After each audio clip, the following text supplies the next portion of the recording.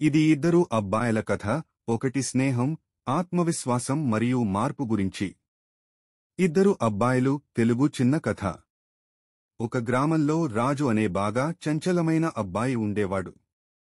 అతను ఎంతో ధైర్యవంతుడిగా ఉండే కానీ కొంచెం తంటాలు ఎక్కువే. అదే ఊరిలో రాము అనే మిగిలిన వారితో శాంతంగా ఉండే, బుద్ధిమంతుడు కూడా ఉండేవాడు. రాజుకు ఎప్పుడూ ఏదో కొత్తగా చేయాలని ఉండేది. చెట్లెక్కడం, నదిలో ఈత, మరీ అంతేకాదు, స్కూల్కు హాజరు కాకుండా సన్నగా పారిపోవడం కూడా. కాని రాము మాత్రం ప్రతిదీ సరిగ్గా చేస్తూ ఉండేవాడు. ఒకరోజు ఇద్దరూ పొలానికి వెళ్లారు. అక్కడ ఒక పెద్ద బావి కనిపించింది. రాజు వెంటనే అక్కడి గట్టుపైకి ఎక్కి నేను లోపలికి దూకేస్తా అని అరిచాడు. రాము భయపడాడు.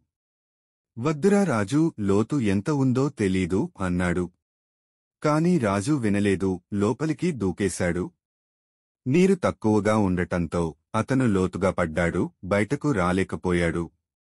రాము దగ్గర ఎవ్వరూ లేరు. అతను ఓ రప్పం తీసుకొచ్చి అందులో కయ్యతో బావిలోకి వదిలాడు. రాజూ, దీని పట్టుకో అన్నాడు. రాజు పట్టుకుని బయటకు వచ్చాడు. ఆ రోజు తర్వాత రాజు మారిపోయాడు.